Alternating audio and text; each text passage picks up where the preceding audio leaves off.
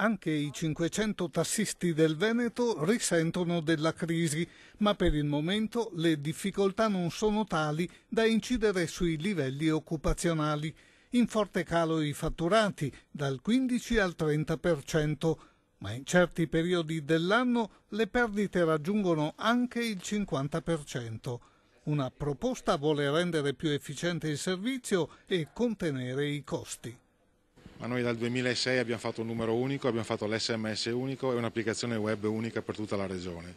Oggi la grande scommessa per il futuro è quella di unificare i centralini radiotaxi, dare un servizio H24 di call center alla cittadinanza, 365 giorni con maggiore qualità e professionalità.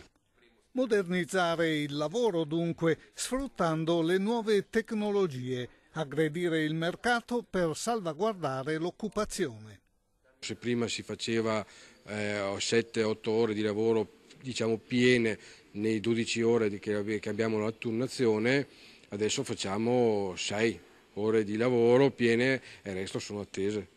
Decisamente favorevole alla costituzione di una centrale unica per tutta la regione, l'Assemblea dei tassisti veneti. Con il nuovo apparato digitale sarà possibile coprire il servizio di prenotazione 24 ore su 24 in tutta la regione. Siamo qui oggi per capire cosa la tecnologia può fare e cosa farà nel nostro settore e attraverso questo progetto di unificazione affrontare in modo corretto le sfide del mercato.